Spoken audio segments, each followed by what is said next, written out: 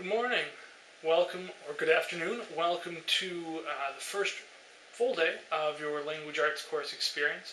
I'm Mr. Miller, and I'm really looking forward to a good year of learning together, being critical thinkers together, exploring literature, expanding our ability in writing, really working at the question, what is language arts all about?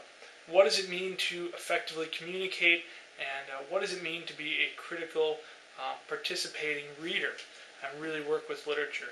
I wanted to explain a little bit though as to why I'm not here for this first week of school. I have a very legitimate reason and a very wonderful reason. The birth of my first daughter, my first child, and she actually just arrived home yesterday on the 30th. So let's give you a quick little sneak peek here if she's gonna.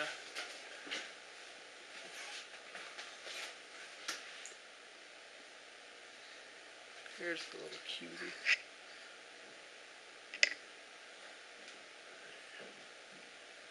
That's not quite it. Let's edit that.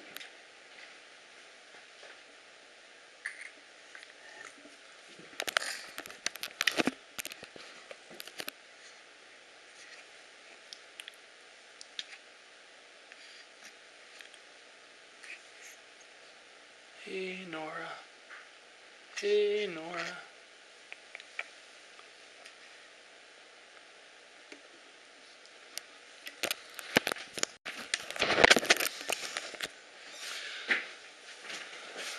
So as you can see, pretty good reason for not being in school.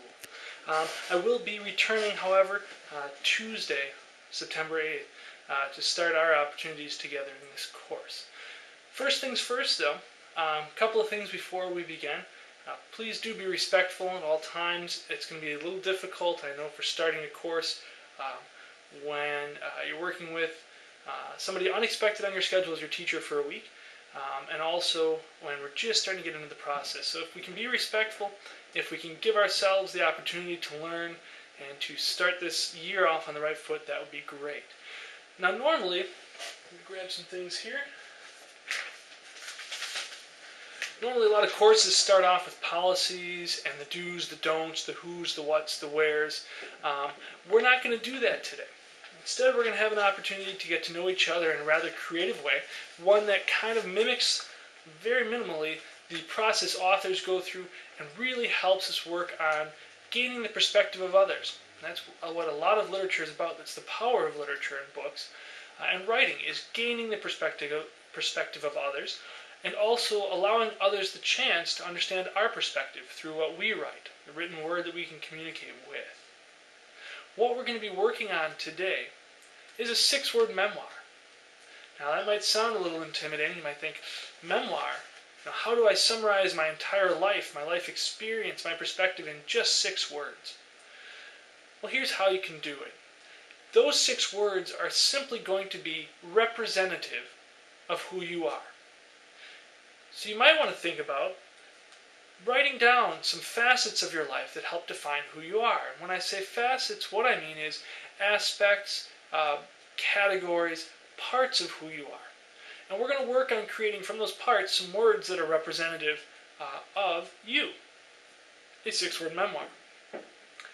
This is going to be a draft, though, right? Like we said, we can't capture our entire life exactly the way we would want to every time in 6 words. We're probably going to end up creating a lot of different 6-word memoirs to capture our life. So that's okay. There's a lot of opportunity for revision, and we'll find that as authors will tell us, as we'll experience, a revision is very necessary. We always want to work to have the best draft at any point. So this is simply a draft of something that could be revised down the road, a 6-word memoir. To give you an example, think of who you are. I'm going to put down some things that I thought of, some facets of my life, real quickly, such as being left-handed, loving to read, enjoying food and cooking, strong sense of humor, wordplay, being a night owl, and family. So those are some of the facets I've chosen for myself, the categories, the parts of my life I'd like to focus on. So for yourself, take some facets, take some time to think about them, and then look at them. How could you turn those aspects of who you are into something, a phrase of only 6 words? Put those 6 words together and there you do. You have a representative definition, a memoir of who you are. Now, this isn't an original idea. This is something that's been documented in the New York Times, on NPR. It's a creation of Smith Magazine. They put the challenge out there to some well-known individuals, as well as to everybody. You still have the opportunity to go online and put your own six-word memoir in a posting. They've designed it as a challenge. They say that Ernest Hemingway, an author, was once challenged to write a story in just 6 words. And he did. They'll have an example online if you take a look at it. Once you have your 6-word memoir, or at least this draft of it, write it down. Okay? Keep a copy of it for yourself. Part of the reason for that is I'm going to try to use your memoirs later to identify who you are. But keep a draft for yourself. You can put it in your binder, which hopefully you have, or your